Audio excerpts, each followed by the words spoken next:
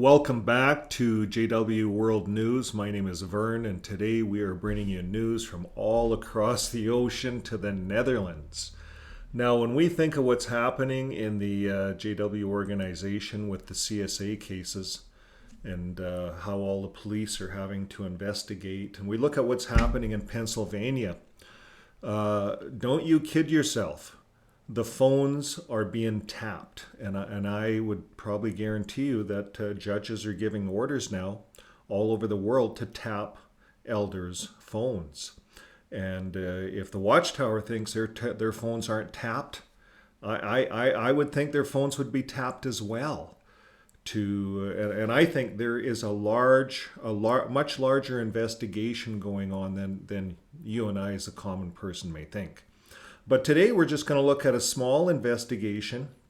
Well, it's actually a large one in the Netherlands. And before we get started, I want to tell you where our news has come from. It's coming from Watchtower.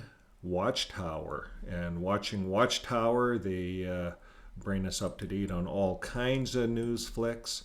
We just click on them and they kind of have a little news thing that runs. So watching the Watchtower, thank you very much. And we're going to move over to the news that watching the Watchtower has brought us. So the news that they brought us is telephone conversations of Jehovah's Witnesses tapped during investigation into child sexual abuse in Assen. Now, in case you don't know where this is, now this is the headquarters here, and this is a different location. This is located in Emmen. And at the time that this investigation was going on, the headquarters was also raided.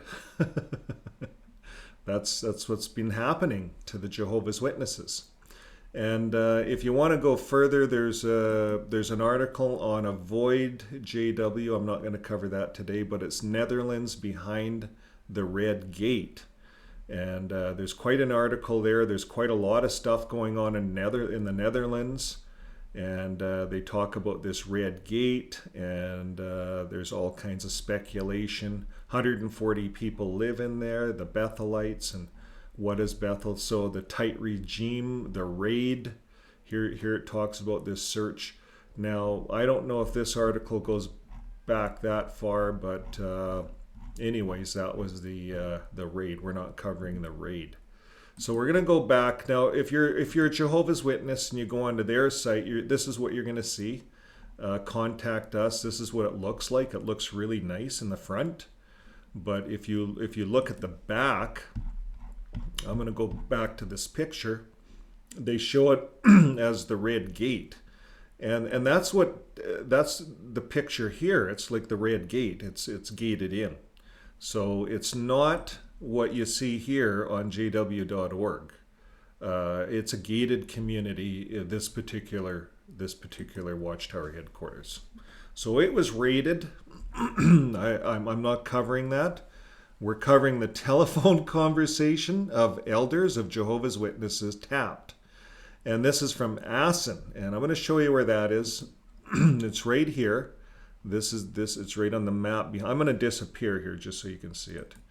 So it's right on the map behind me, Assen. And I'm going to come up a bit here on the map just to show you on the map here. So here's Emmen over here. Emmen is here, Emmen.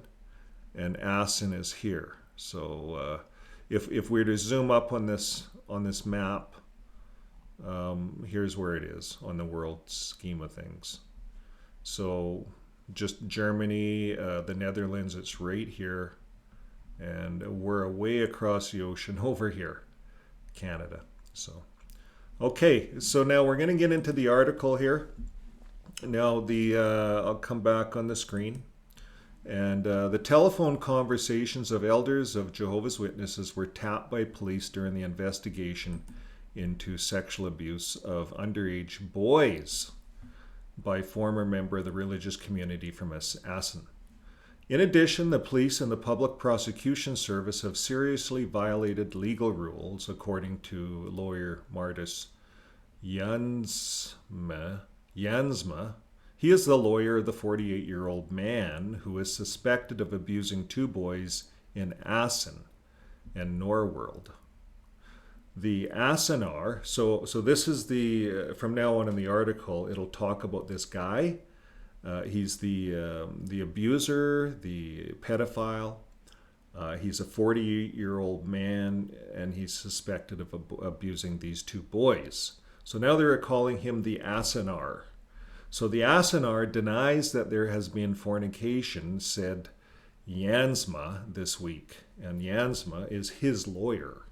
And that was at a trial hearing. And that's just this week. So this is new news.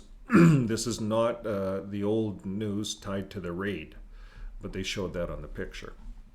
Now, the two alleged victims also belonged to the Jehovah's Witness community at the time, according to the public prosecutor. One of the boys was 9 years old when the abuse started.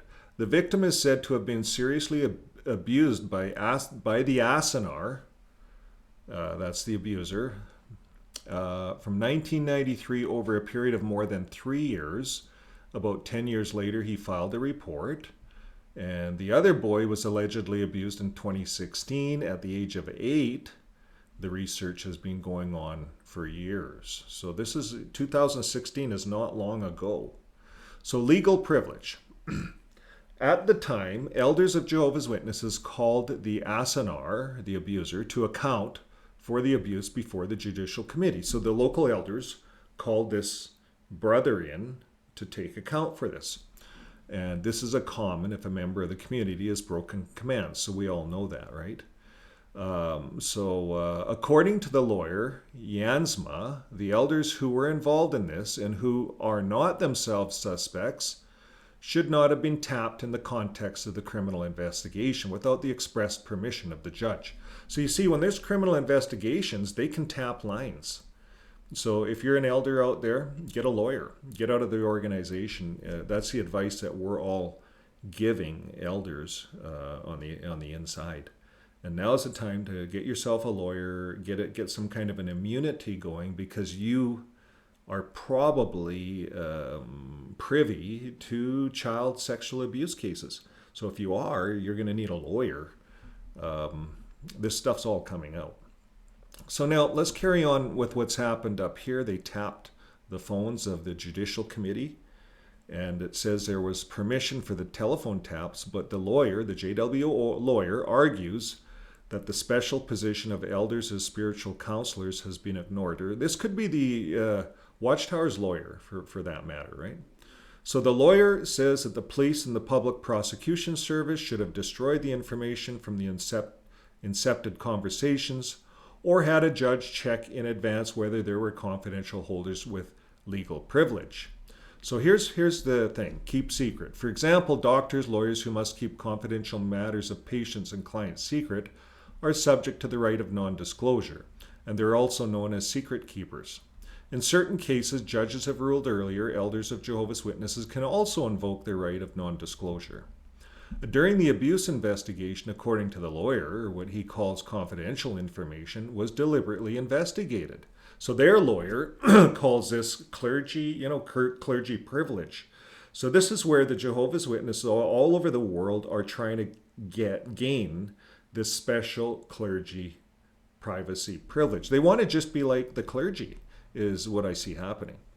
So here it says, he states that the information from the incepted conversation of the elders was used in the criminal investigation, including and during the interrogation of the suspect. So they probably really interrogated the guy.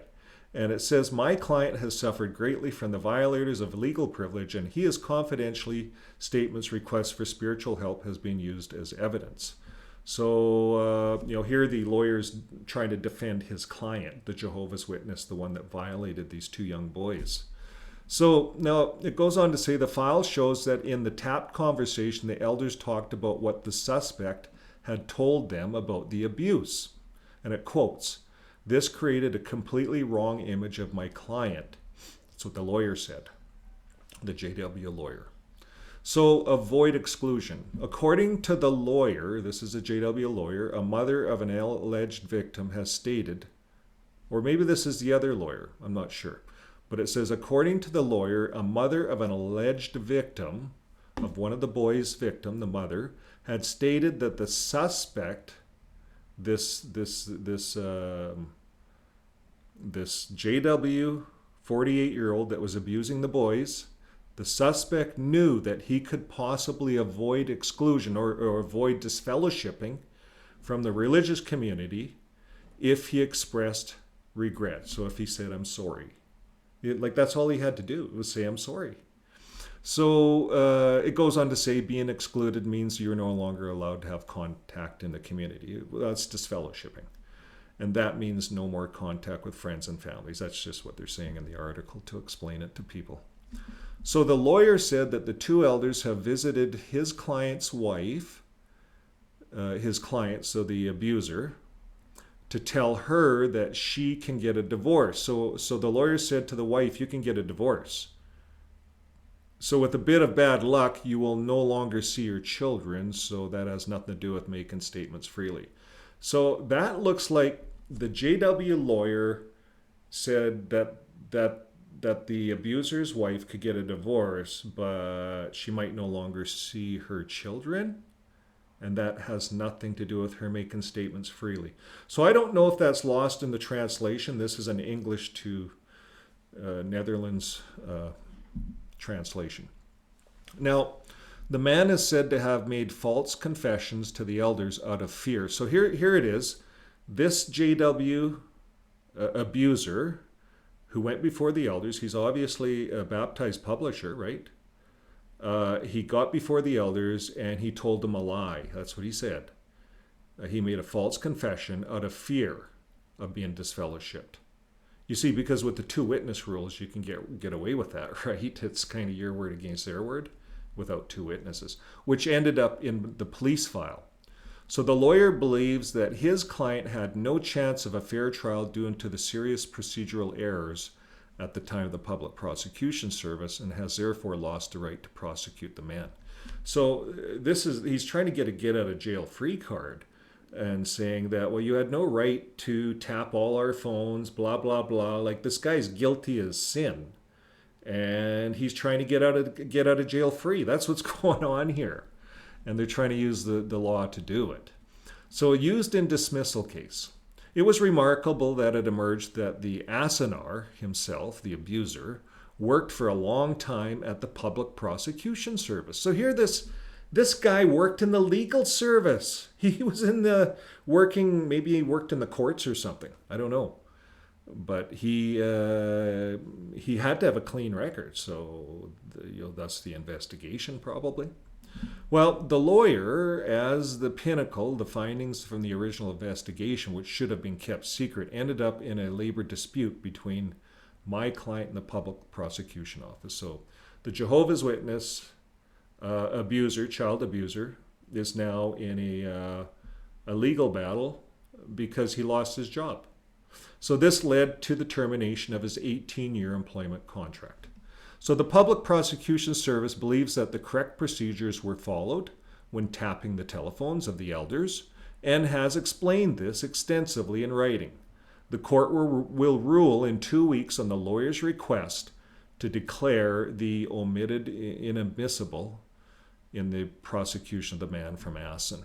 So there you have the rest of the story. You'll never hear this on jw.org about the Netherlands. All you're going to see there is this nice, beautiful picture with flowers.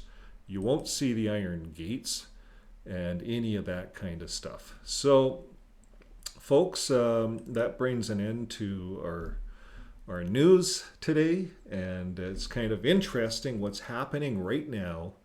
And if they're tapping phones in these criminal investigations in the Netherlands, you can be sure that it's happening all over the earth. So it's just a matter of time. And they will build the case. It will get to the top. And when it gets to the top, it will certainly start to crumble. Stay tuned for our next article. I'm going to release this one. There's another one coming out. And we're going to show you how JW.org is going broke. So until next time, folks, keep living your life with love. Bye for now.